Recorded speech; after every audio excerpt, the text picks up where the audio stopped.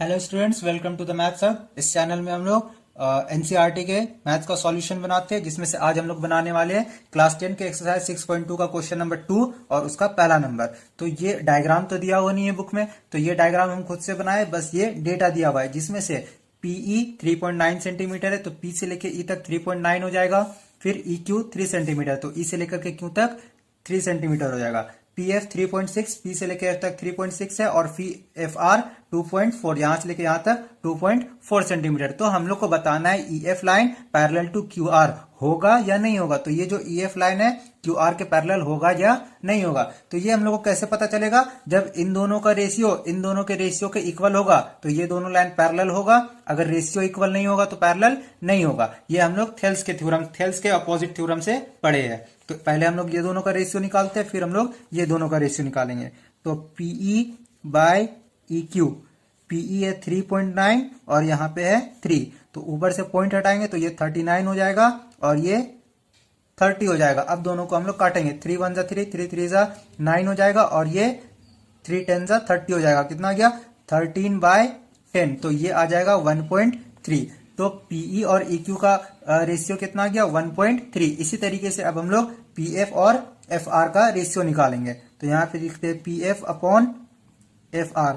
PF हो जाएगा 3.6 और ये FR हो जाएगा 2.4। दोनों में से पॉइंट हटाएंगे, 36/24 इंटू 10 इंटू 10, ये 10 कट जाएगा। दोनों देखेंगे, दोनों 12 का टेबल में आता है, तो 12 2 जा 14 और 12 3 जा 36, तो 3/2। और इसको जब हम लोग पॉइंट में करेंगे तो यहाँ पे 2 लिखेंगे, यहाँ पे 3, इसको डिवाइड करेंगे, 2 1 जा 2, 1 आएगा, पॉइंट लगेगा, यहाँ पे 0, 2 5 जा 10। तो ये दोनों का फिर कितना आ गया 1.5। अब क्या हो गया, इसका रेशियो 1.3 है और इसका रेशियो 1.5 है, तो दोनों का जो रेशियो इक्वल नहीं है, तो इसलिए ये लाइन भी पैरेलल, ये दोनों लाइन पैरेलल नहीं होगा। तो इसको हम लोग ऐसे लिखेंगे, सिंस PE upon EQ is not equal to PF upon FR, therefore EF is not parallel to QR। ये हम लोग का आंसर हो गया। इसी क्वेश्चन का हम लोग बी नंबर बनाते हैं, जिसमें PE, EQ और PF और FR का वैल्यू दिया हुआ है। फिर से हम लोग इसी डायग्राम का यूज कर सकते हैं और बिना डायग्राम का यूज किए भी ये बन जाएगा। तो इसको बनाते हैं, सिंपली हम लोग को बस इसका रेशियो निकालना है। तो PE अपॉन EQ हो जाएगा 4/4.5, तो इसको काटेंगे तो ये हो जाएगा 4 और नीचे 45 हो जाएगा और यहाँ पे 10 हो जाएगा। तो अब इसको हम लोग 5 से काटेंगे, 5 2 जा 10 और 5 9 जा 45, तो ये आ गया 4/9 और ये वाला 2 यहाँ पे, तो 4 2 जा 8 हो गया और 8/9 हो गया। तो PE अपॉन EQ कितना आ गया 8/9। और फिर हम लोग PF और FR का रेशियो फाइंड करेंगे। ये है 8/9। PF का वैल्यू 8 है तो PF के जगह पे 8 लिख दिए, FR का वैल्यू 9 है तो FR की जगह पे 9 लिख दिया। अब ये कटेगा नहीं, तो इसका फाइनल आंसर क्या हो गया 8/9। अब हम लोग देखेंगे यहाँ पे PE बाई EQ का 8/9 आया है और PF बाई FR का भी 8/9 आया है, तो दोनों का रेशियो क्या हो गया सेम हो गया, तो इसलिए इसका लाइन भी पैरेलल हो जाएगा। सिंस PE upon EQ is equal to PF upon FR, therefore EF parallel हो जाएगा QR के, by the opposite of Thales theorem.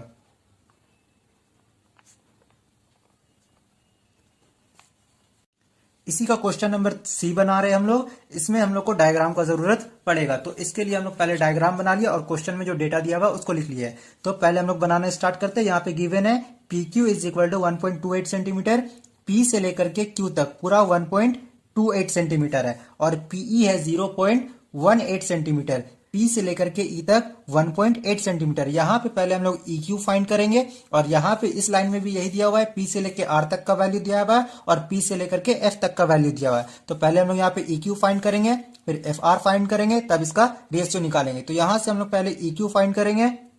तो EQ को फाइंड करने के लिए यहाँ पे लिख देते हैं EQ is equal to, EQ क्या हो जाएगा PQ माइनस PE हो जाएगा।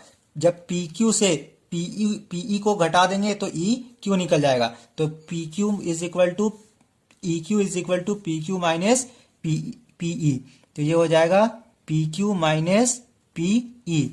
अब PQ के नीचे PQ का वैल्यू लिखेंगे, दैट इज 1.28, तो यहाँ पे 1.28 माइनस PE के नीचे PE, दैट इज 0.18। अब जब ये दोनों को हम लोग सॉल्व करेंगे तो इसका आंसर आ जाएगा 1.10 सेंटीमीटर। तो E से लेकर के Q तक कितना आ गया, 1.10 सेंटीमीटर। उसी तरीके से हम लोग यहाँ पे FR का वैल्यू फाइंड करेंगे, तो FR is equal to PR minus PF। जब PR से PF को माइनस कर देंगे तो FR निकल जाएगा। तो PR का वैल्यू है 2.56 सेंटीमीटर और PF का वैल्यू है 0.36 सेंटीमीटर। और जब ये दोनों को हम लोग सॉल्व करते हैं तो इसका आंसर आता है 2.20 सेंटीमीटर। अब हम लोग के पास EQ भी है और FR भी है। अब हम लोग इसका रेशियो फाइंड करेंगे। तो रेशियो किसका किसका फाइंड करेंगे, PE अपॉन EQ, इसका हम लोग पहले फाइंड करेंगे और फिर फाइंड करेंगे PF अपॉन FR का। तो PE का वैल्यू कितना आया है, PE का वैल्यू 0.18 है, तो यहाँ पे लिखेंगे 0.18 और EQ आया 1.10, तो यहाँ पे लिखेंगे 1.10। अब इसको हम लोग सॉल्व करेंगे। यहां से हम लोग इसका पॉइंट हटाएंगे तो ये 18 हो जाएगा और नीचे से भी पॉइंट हटाएंगे तो 110 हो जाएगा। अब नीचे से पॉइंट हटाए तो 2 डिजिट है तो ऊपर में 100 लग गया, ऊपर से पॉइंट हटाए पॉइंट के बाद 2 डिजिट है नीचे में भी 100 लग गया, ये 100 कट गया। दोनों को हम लोग 2 से काट देंगे क्योंकि दोनों इवन नंबर है। 2 9 जा 18, 2 5 जा 10, फिर एक इधर गया 2 5 जा 10, तो ये आ गया 9/55। अब उसी तरह से हम लोग PF और FR को फाइंड करेंगे। PF का वैल्यू है 0.36, तो यहाँ पे 0.36 लिखेंगे और इसके नीचे लिखेंगे 2.20 क्योंकि FR का वैल्यू कितना आया है, FR आया है 2.20।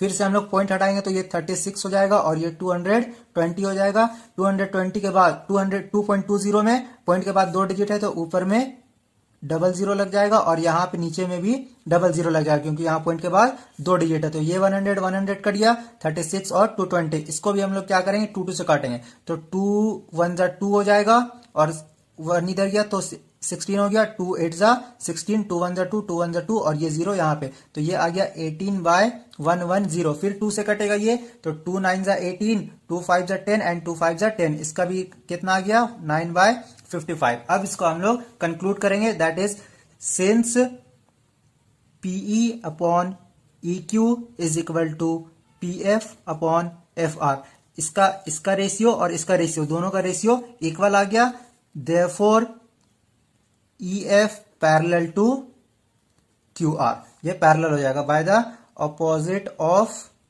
Thales theorem.